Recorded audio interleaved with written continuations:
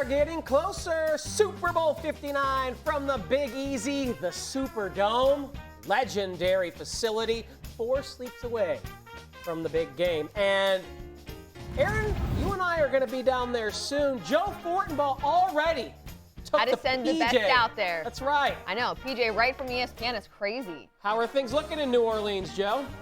Things are great. Tyler and Erin, things are great. They got me right next to Pat McAfee. So for the 600th day in a row, I've gone toe-to-toe with him. Haven't gotten the ratings back yet, but I'm feeling pretty confident. Celebrities everywhere today. Jaden Daniels, Jerome Bettis, Chris the Bear Felica. It's a madhouse down here. It's a madhouse. But you're just the number one, Joe. Don't worry. Everyone's excited to see you.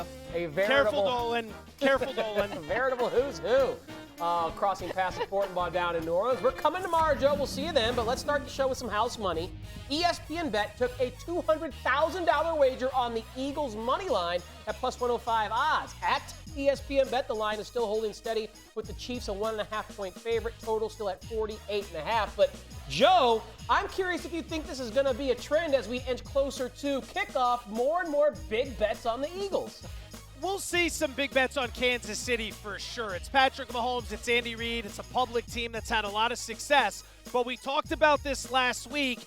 Everywhere you look when it comes to the modelers who put these numbers together, it's Philadelphia, Philadelphia, Philadelphia. I've talked to half a dozen of them. They've got it ranging anywhere from Pick'em to Philadelphia -3. So we talked about this last week. Expect the line to move towards Philly, which is exactly what's happening. We opened at ESPN Bet as high as 2.5. It settled down at 1.5 about 24 to 48 hours later. And after a week of sitting 1.5, now the market's starting to move to 1. So it continues to move towards Philadelphia. The big question, where does it close? My guess would be Pick'em. I think it would be wild to see Philly close as a favorite. I wouldn't rule that out, but I think Pick'em is where we settle. I mean, this is something we've been talking about for the last week. And yesterday, Joe, I know you weren't on the show, but we had talked about this after some articles have come out that odds makers were expecting, yes, this to obviously move in favor of Philly. But another thing is when we talk about numbers and some of these bets taken, Pennsylvania is a really big state for ESPN Bet as well. So we have a lot of people that probably are rooting for the Eagles. I'm not saying someone puts $200,000 on it just because they're a fan of the game. Also, if I had that money, maybe I would. But nonetheless, I just think that's also something to take into account when we're looking at the tickets and also looking at the money coming in on this game. It's just, again, how big Pennsylvania is and obviously the fans around there and New Jersey as well.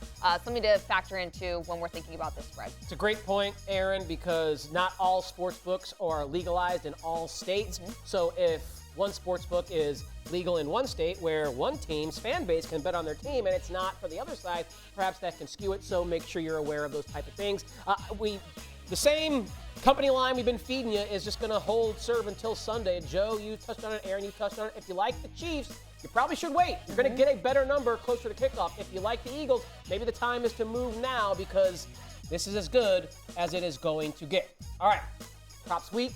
Boys and girls, it continues here on ESPN Bet Live and across all ESPN platforms. Today we're focusing on game props. And why not start off with some early game props so you can cash some winners, hopefully quickly.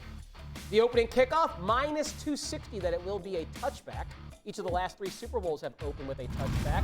Which team will cross the opponent's 20-yard line and reach the red zone first? Could be on the opening drive, could take a bit of back and forth to be decided, but that's something you can wager on. And what will we see first, a touchdown or a sack?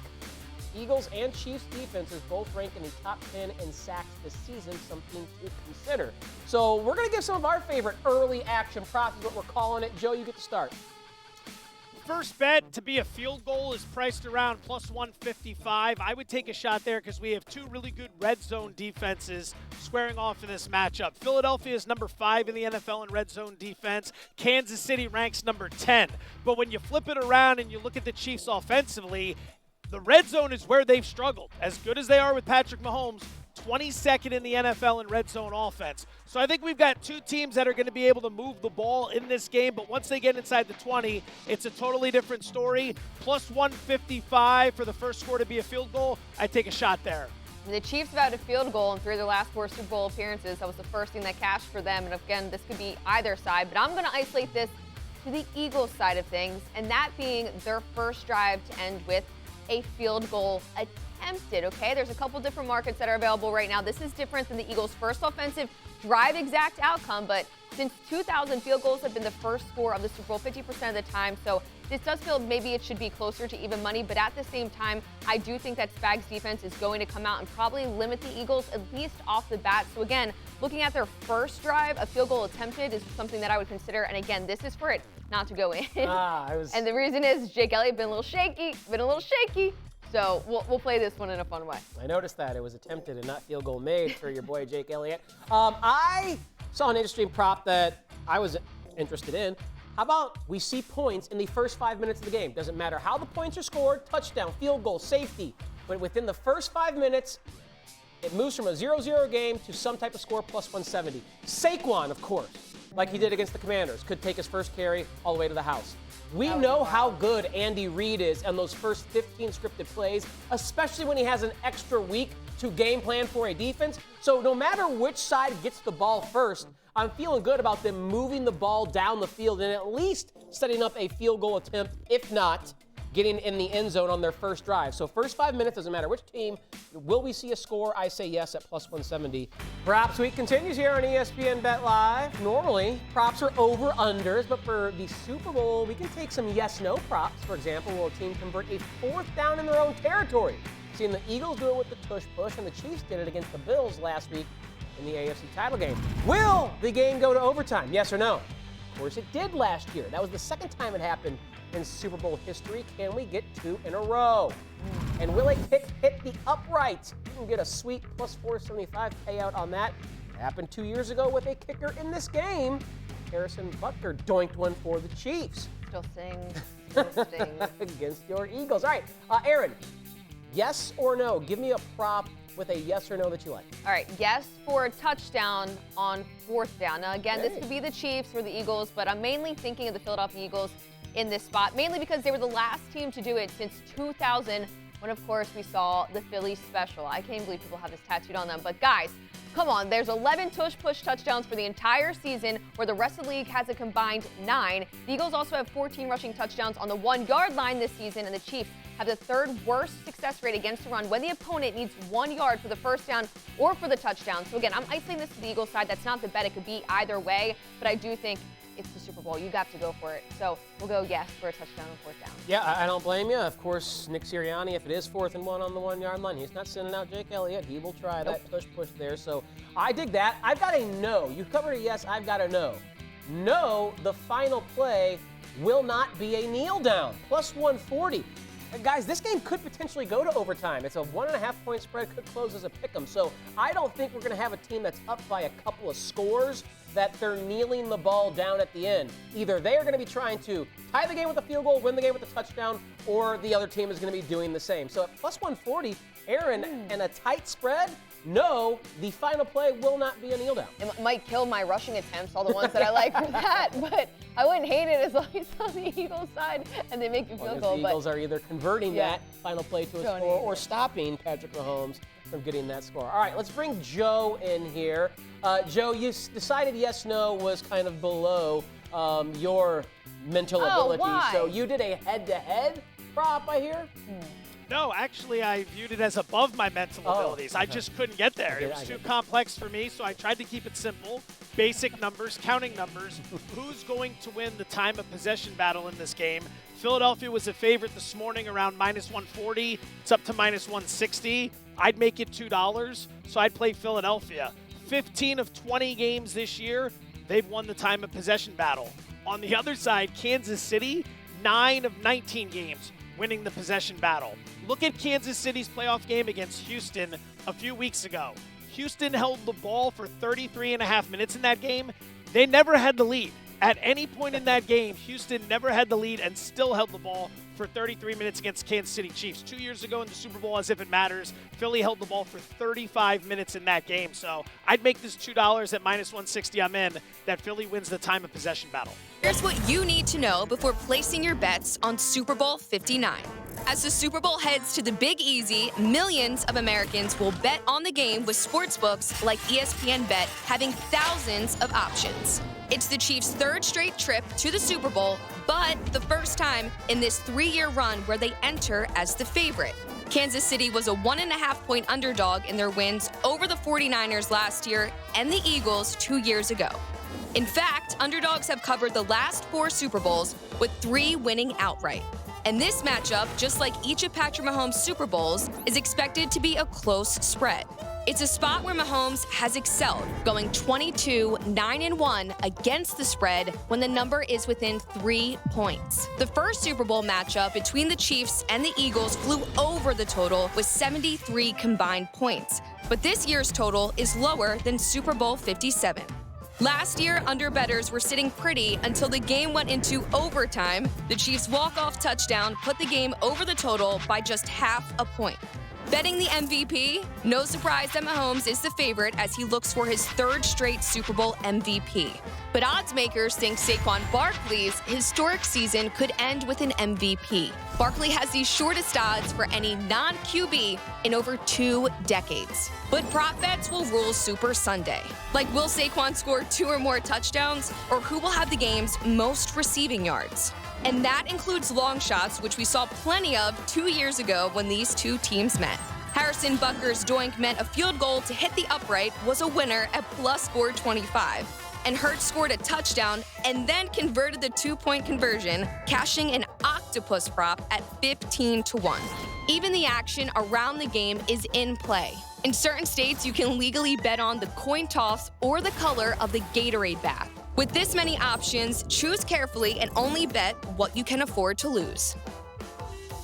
Thank you, Erin. Props Week continuing here on ESPN Bet Live. And Pat McAfee and his crew decided to get on the fun this afternoon.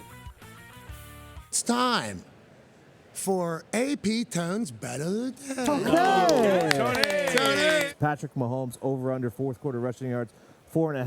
Jalen Hurts over under 6.5 in the 4th quarter. Wow. Now, Over. There are so many ways. Yes, over. About that, Tush pushes? Yes, tush pushes. Well, I didn't even think about tush push. That picks it up by itself. And they're scrambling for their life either to catch up or to extend the clock. I mean, it's just like. He's going to get flushed naturally, too, with Philly's interior D-line. Like, he's going to get flushed a little bit and have to run. We like it a lot. We like them both. McAfee and his boys moving markets a bit. Those numbers up to 5.5 and 7.5 at ESPN Bet. Let's talk to our good friend Damien Woody, discuss Super Bowl 59. Damien, you heard what Pat McAfee liked with both these QBs using their legs in the 4th quarter. Would you agree? Yeah, I would agree because, when you talk about 4th quarter, it's players, not plays. And when you get to, crunch time, I think both of these guys are going to use their legs to extend plays and make plays down the field. We know that Philadelphia Eagles defensive line, they're going to have opportunities to get after Patrick Mahomes, but I expect Patrick Mahomes to do what he's continuously done in the postseason, that's use his legs, and Jalen Hurts with the quarterback-designed run game. I expect Philadelphia to utilize that a lot in this game against the Chiefs. All right, that's one side of the ball. Let's turn to the defense. We know that both of these squads have stellar D-lines, all kinds of talent on the Eagles side. Chris Jones on the KC side. Which D-line do you think gets the first sack in the game, Philly or KC? I'm going to go with Kansas City, and the reason why is because Jalen Hurts is turnover adverse, meaning he doesn't want to force the action. He would rather eat the ball and play, to live another day than to turn over the football. And when you got Chris Jones, who likes to try to find that favorable matchup, I think he's going to be lined up all over that Philadelphia Eagles offensive line, which is a very good offensive line, by the way. But I think he's going to be the one that will probably get the sack in this game. All right, we love to see big plays, whether it's a Super Bowl or not. How about the longest touchdown? You think Philly breaks off another long one, or can Kansas City be the team that makes a huge play? Yeah, I'm going with the Philadelphia Eagles. They're one of the most explosive offensive teams in the National Football League. They got a variety of guys who could make an explosive play, starting with Saquon Barkley running behind that mammoth offensive line. He's a prime candidate. How about A.J. Brown? When you stack the box against Saquon Barkley, it's going to leave a lot of one-on-one opportunities for a guy like A.J. Brown. I like the Philadelphia Eagles in this one. Yeah, it makes a lot of sense to me. You mentioned earlier how Jalen Hurts is so turnover adverse. He doesn't like to throw to the other team. The Eagles, their defense, they forced 10 turnovers in this playoffs. Do you think they pressure Patrick Mahomes into throwing an INT? You know what? I'm going to say Patrick Mahomes, no. Okay. I'm going to say he doesn't throw a pick in this game. I know this Philadelphia Eagles front is, I think they have the advantage against the Kansas City Chiefs offensive line. I think there's going to be a lot of pressure on Patrick Mahomes. But again, Patrick Mahomes has done such a great job of taking care of the football, making game-winning type plays, and not putting his team in a position to turn the ball over. So I think he's going to utilize his legs a lot, and I just don't think he's going to put his team in harm's way as far as turnovers are concerned. And remember, for this bet specifically, INT. So a fumble doesn't lose you the bet here. It's got to be an interception from the Eagles to win that specific bet. All right, Damien, we've talked about some props, and that's fun, but come on, you've won Super Bowls. You're a former player. Here's where I really want your answer. Who wins the game, Kansas City or Philadelphia? Boy, listen, I'll tell you, if you look at this roster up and down, you would think Philadelphia has the edge. But make no mistake about it, you're talking about a team that's playing for history, playing for a three-peat, the only team since the merger to win 3 Super Bowls in a row. I'm not picking against Patrick Mahomes and Andy Reid. No way in the world. I'm going with the Kansas City Chiefs to win their 3rd straight Super Bowl. Sticking with Props Week, and we're going to talk about some of the fun props available to wager on ESPN Bet. Tyler, Erin, and Joe. Fortenbaugh down in New Orleans. Beat us down there. Ready to have some gumbo after this show. Joe, let's start before the game even gets underway. You can wager on the coin toss. How do you approach such a conundrum? Let's actually start with this. It's New Orleans, not New Orleans. New Orleans. Something that you've been trying to clean up for a few weeks now, so let's brush up on that on the flight. The coin toss. Degeneracy in its uncut, purest possible form. PSA on the coin toss, right? If you're not getting even money on heads and tails, you can't make that bet. Some books think they're doing you a favor by making it heads -102, tails -102.